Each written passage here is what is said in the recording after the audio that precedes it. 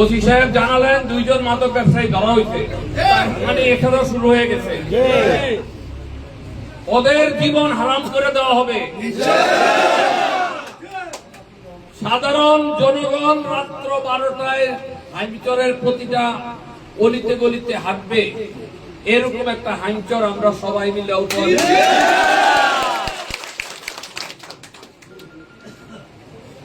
আপনারা আমাদের মাননীয় সাধারণ সম্পাদক মহোদয় বলেছেন যে আমি নরম আর শক্ত।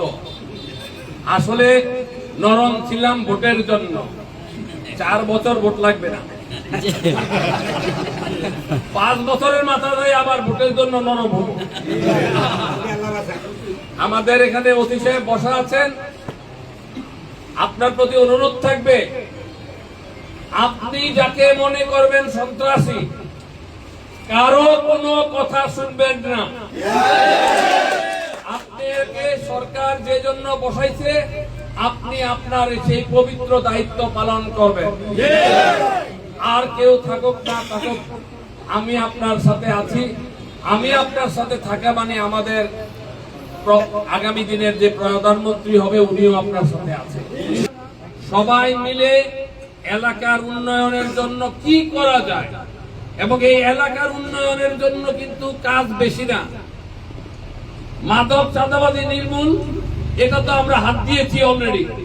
ওসি সাহেব ধরা শুরু করেছে, 15 বছর পেট চলে নাই, চলছে। তাহলে কি জন্য আমরা আগামী 60টা বছর আমরা এই দুর্নীতির সাথে না জড়াইয়া আমরা কাজ করতে পারি না? পারি কিনা? তাহলে আমরা নিজেদের মন ঠিক করি যে আমরা যারা কাজ করবে, কাজ করতে আসবে, সরকারের তো একটা বিধিমালা আছে, যেমন একটা 10টা টিউবওয়েল বসাবে, 10টা টিউবওয়েলের মান সম্মান কিনা, সরকারের হয়তো ওইরকম ফোর্স নাই যে যারা যাইয়া এই মানটা দেখবে। আপনারা যে এলাকার লোক আছেন, আপনারা ওই মান সম্মত কিনা সেটা দেখবেন।